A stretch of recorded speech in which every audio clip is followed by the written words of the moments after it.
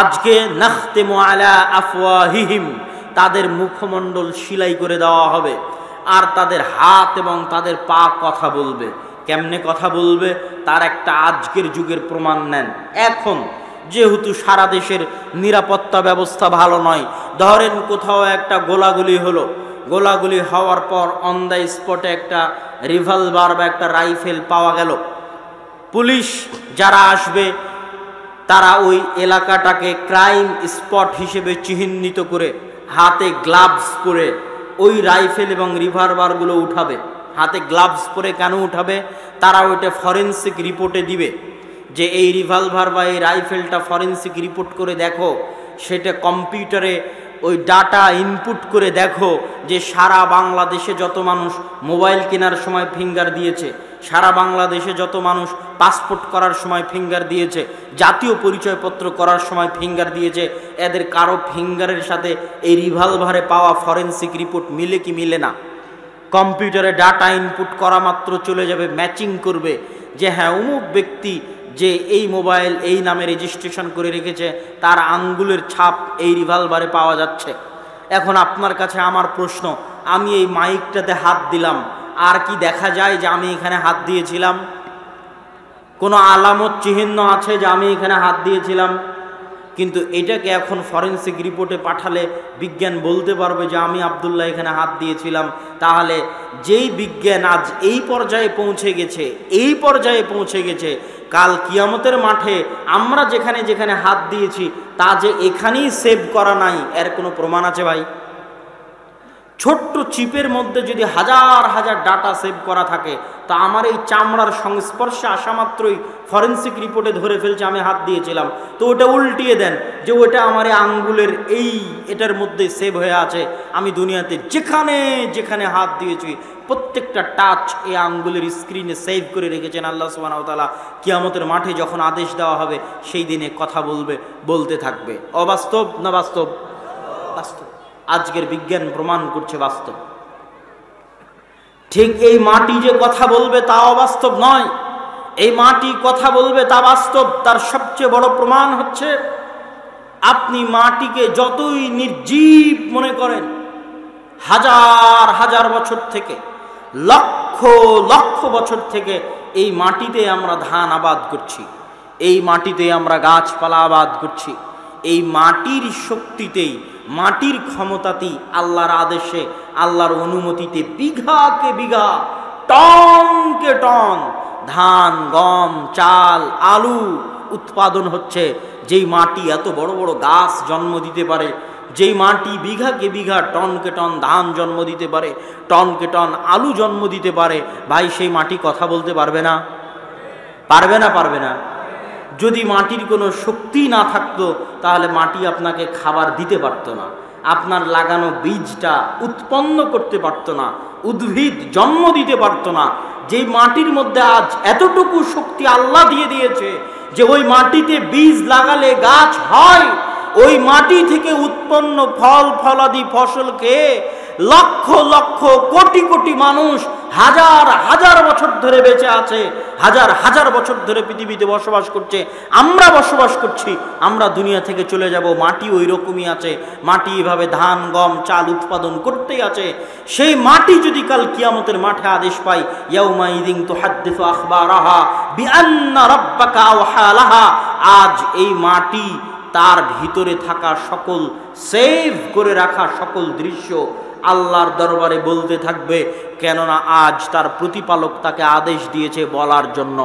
অতএব এই মাটি যে কিয়ামতের মাঠে সাক্ষী হবে, আমরা যা করছি তা মাটি যে ভয়ঙ্কর যন্ত্র, পৃথিবীর সবচেয়ে ভয়ঙ্কর যন্ত্রগুলোর একটা ভয়ঙ্কর যন্ত্র হচ্ছে এই মাটি।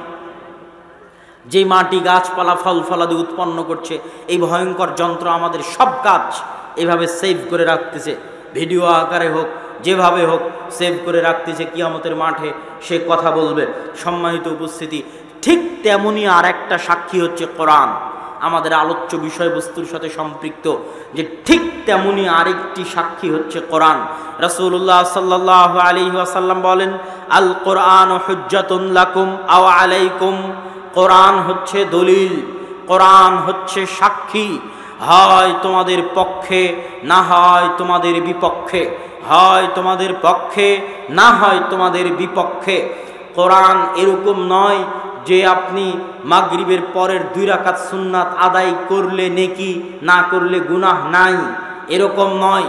কোরআন এমন নয় যে জোহরের আগের 4 রাকাত সুন্নাত পড়লে নেকি, না পড়লে গুনাহ নাই। কোরআন এমন নয় যে পড়লে 10 নেকি প্রতি হরফে, আলিফ লাম মিম সমান 30 নেকি, আর যদি না পড়লাম তো না পড়লাম, সমস্যা কি? এটা হচ্ছে চরম ভ্রান্ত ভুল ধারণা যে কোরআন পড়বো নেকির আশায়, না পড়লে সমস্যা নাই। জি না, এই হাদিস প্রমাণ করছে কোরআন না পড়লে বিপদ আছে। আল্লাহর নবী বলছেন কিয়ামতের মাঠে আরেকটা সাক্ষী হবে প্রত্যেক মানুষের জন্য কোরআন। প্রত্যেক মানুষকে পেশ করা হবে, কাঠগড়াতে সাক্ষী হিসেবে কোরআন দাঁড়াবে। প্রত্যেক মানুষের উপর কোরআন কমেন্ট করার সুযোগ পাবে। যেমন প্রত্যেক মানুষের উপর তার হাত কমেন্ট করবে, তার পা মন্তব্য করবে। প্রত্যেক মানুষের উপর যেমন মাটি কথা বলবে, তেমন প্রত্যেক মানুষের উপর কোরআন কথা বলার সুযোগ পাবে। কোরআন বলবে আল্লাহর বাড়িতে কোরআন ছিল, এর ঘরে কোরআন ছিল, এর মসজিদে কোরআন ছিল, এর কোরআন শিখারও সুযোগ ছিল। সারা জীবনে অনার্স, মাস্টার্স, বিসিএস, পিএইচডি, সরকারি চাকরি, বাড়ি গাড়ি, সন্তান সন্ততি, ব্যবসা বাণিজ্য, চাকরি বাকরি, এমন কিছু নাই যা করেনি। কৃষিকাজ থেকে শুরু করে সব কাজ করার সময় পেয়েছে, বাড়ির কাজ থেকে শুরু করে সবার কাজ করে দেওয়ার সময় পেয়েছে। খালি তোমার কিতাব শিখার সময়টা পায়নি, তোমার কিতাব পড়ার সময়টা পায়নি। আল্লাহ একে জাহান্নামে দিয়ে দেন। এ হচ্ছে ওই বান্দা যার বাড়িতে কোরআন ছিল, যার ঘরে কোরআন ছিল, যার মসজিদে কোরআন ছিল। আর যে সারা জীবনে অনার্স, মাস্টার্স, পিএইচডি থেকে শুরু করে বিসিএস, সরকারি বেসরকারি চাকরি বাকরি থেকে শুরু করে বিয়ে শাদী, বাড়ি গাড়ি থেকে শুরু করে সব কিছু করার সুযোগ পেয়েছে, কিন্তু ওর কোরআন শেখার সুযোগ হয়নি, কোরআন পড়ার সুযোগ হয়নি, এরকম নরাধমকে, এরকম হতভাগাকে আপনি জাহান্নামে দিয়ে দেন। কোরআন আপনার বিপক্ষে কথা বলবে, কোরআন ছাড়বে না, কোরআন চুপ থাকবে না। আমরা সামনের দিকে না এসে হাতের ডান দিকে, ভাইরা এই বরাবর সামনে না এসে হাতের ডানে, হাতের ডানে কোনায় এখনো জায়গা খালি আছে, আপনারা সামনে না এসে ওই বরাবর গিয়ে হাতের কোনায় ডানে যাওয়ার চেষ্টা করেন। সম্মানিত উপস্থিতি, আমরা আলোচনা করছিলাম কোরআনের উপরে। কোরআনের উপরে এখন পর্যন্ত যতগুলো পয়েন্টে আলোচনা হলো তার সারমর্ম এক, কোরআনের সবচেয়ে বড় শত্রু শয়তান। তারপরে আমরা আলোচনা করেছি শয়তান পৃথিবীতে কিভাবে কাজ করে, কিভাবে আমাদের পথ ভ্রষ্ট করে, কিভাবে আমাদের ভ্রান্ত করে, শয়তান থেকে আমরা কেমনে বাঁচব, পৃথিবীর লজিক কিভাবে পরিচালিত হয়। তারপরে আমরা আলোচনা করেছি কোরআন হচ্ছে পৃথিবীর শ্রেষ্ঠ হেদায়েতের মাধ্যম, কোরআনের মাধ্যমে মানুষ হেদায়েত পেতে পারে। তারপরে আমরা আলোচনা করেছি কোরআন শ্রেষ্ঠ দাওয়াতি কাজ। তারপরে আমরা আলোচনা করেছি জাতিগত আযাব এবং গজবের কারণ হতে পারে কোরআন। তারপরে আমরা আলোচনা করেছি ব্যক্তিগত বিপদের কারণ হতে পারে কিয়ামতের মাঠে কোরআন, কেননা কোরআন আপনার বিপক্ষে সাক্ষী দিবে। অতএব কোরআন পড়লে নেকি হবে, না পড়লে সমস্যা নাই, এই চিন্তা মাথা থেকে আউট করে দিতে হবে। কোরআন আপনার বিরুদ্ধে দাঁড়িয়ে গেলে সে একটি ভয়ঙ্কর কিতাব। অতএব এই কথা মাথায় রেখেই কোরআনকে মূল্যায়ন করার চেষ্টা করতে হবে। এবার এই অংশের আলোচনার শেষ পয়েন্ট আপনাদের সামনে পেশ করি। এই অংশের আলোচনার শেষ পয়েন্ট হচ্ছে মসজিদ ভিত্তিক দ্বীন শিক্ষা, মসজিদ ভিত্তিক কোরআন শিক্ষা। মসজিদ ভিত্তিক দ্বীন শিক্ষা সম্পর্কে বলতে গিয়ে শুরুতে আমাদের আলোচনা করতে চাই সারা বিশ্বে মুসলমানদের শিক্ষার বেহাল দশা। আজকে আপনি ফিলিস্তিনের মুসলমানদের উপরে যে নৃশংস নির্মম হামলা চলছে, এই নৃশংস নির্মম হামলার যতই প্রতিবাদ করেন, আমরাও প্রতিবাদ করছি, আমরাও আল্লাহর দরবারে দোয়া করছি, কিন্তু আপনাকে একটা সত্য বাস্তবতা বলে রাখি, আমার চোখে দেখা বাস্তবতা। ভারতের মুসলমানদের দেখেছি, সৌদি আরবের মুসলমানদের দেখেছি, ইউরোপ সফর করে বিভিন্ন দেশ থেকে ইউরোপে যে মুসলমানেরা গেছে তাদেরকে দেখেছি। মুসলমানদেরকে দেখার দীর্ঘ অভিজ্ঞতার আলোকে আপনাকে বলছি, সারা পৃথিবীতে মুসলমানেরা শিক্ষায় অধপতিত, অবহেলিত, অতি নিম্ন স্তরের একটি জাতিতে পরিণত হয়েছে জ্ঞান, বিজ্ঞান এবং শিক্ষায়। আমার চোখ সাক্ষী, আইফেল টাওয়ার, ফ্রান্সের রাজধানীর আইফেল টাওয়ারের সামনে আশেপাশে যত মানুষ বসে বিড়ি খাচ্ছে, যত মানুষ বসে মদ খাচ্ছে, যত মানুষ বসে জুয়া খেলতেছে, তার 90% মুসলমান। তার 90% মুসলমান। সব আফ্রিকা থেকে এসেছে, মরক্কো থেকে এসেছে, লিবিয়া থেকে এসেছে। সাদা চামড়ার নেটিভ আমার চোখে ওখানে পড়েনি। ভারতের মুসলমানদেরকে দেখেন, কিছু কিছু রাজ্য ব্যতীত এমনও রাজ্য পাবেন ভারতের মুসলমানদের, যেই রাজ্যগুলোর আদালতের কেসের মামলার যদি জরিপ করেন, তাহলে ওই রাজ্যে যত কেস হয়েছে মাদকতার নামে, যত কেস হয়েছে চুরির নামে, যত কেস হয়েছে জুয়ার নামে, যত কেস হয়েছে মদ, গাঞ্জা, ফেন্সি ডিলের নামে, তার 90% কেস মুসলমানদের নাম পাবেন। কেন? মুসলমানেরা একটি মদখোর, জুয়াখোর জাতিতে পরিণত হয়ে গেছে, নাউজুবিল্লাহ। বলতে না চাইলেও বলতে হচ্ছে। এবার যদি যান আরব বিশ্বে, আরব বিশ্বে গেলে কি দেখবেন? আরব বিশ্বে গেলে দেখবেন অঢেল টাকা থাকার পরেও, অঢেল সম্পদ থাকার পরেও সেই টাকা, সেই সম্পদ বিনোদন আর পর্যটন, বিনোদন আর পর্যটন। কে তাদের মাথায় বুদ্ধি দিয়েছে পর্যটন দিয়ে ইনকাম করতে হবে? দুবাইকে এমন করে বানাও যেন আমেরিকা আর ইউরোপের সকল নাগরিকেরা দুবাই বেড়াতে আসে, এটাই আমার ইনকাম। কেন দুবাইয়ে বেড়াতে আসবে? আমেরিকা আর ইউরোপ হচ্ছে শীত প্রধান, যেখানে মাত্র 3 মাস রোদ থাকে, বাকি সময়ে পুকুরে বা নদীতে বা সমুদ্রে গোসল করা অসম্ভব, এত ঠান্ডা। তো তারা কোথায় উলঙ্গ হয়ে গোসল করতে পারবে? দুবাইয়ে আসলে উলঙ্গ, অর্ধ উলঙ্গ হয়ে গোসল করতে পারবে।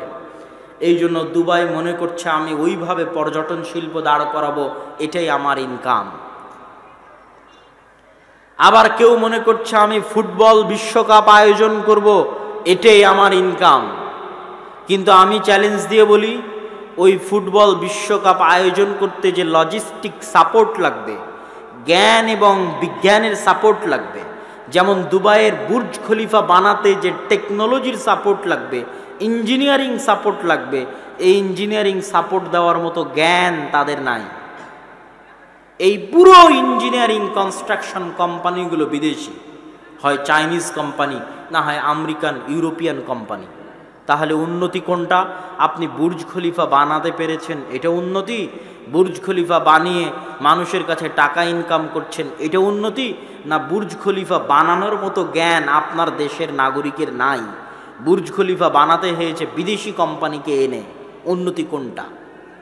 এই ছোট্ট জ্ঞানটুকু মুসলমানদের মাথায় কেন আসে না, আল্লাহ সুবহানাহু ওয়া তাআলা ভালো জানে। আর আপনি ইউরোপ এবং আমেরিকায় যাবেন, ইউরোপ এবং আমেরিকা পৃথিবী জোর করে শাসন করছে, এ কথা আমি বিশ্বাস করি না। ইউরোপ এবং আমেরিকার পৃথিবী শাসন করার যোগ্যতা আছে, জ্ঞান আছে, তাই পৃথিবী শাসন করছে। আমাদের যোগ্যতা নাই, আমাদের জ্ঞান নাই, এই জন্য আমরা পৃথিবী শাসন করছি না, এই কথাই সত্য। আমি সারা বাংলাদেশ সফর করলে কখনো মনে হয় না যে একবার বইটা হাত দিয়ে দেখি, একবার বইটা পড়ে দেখি।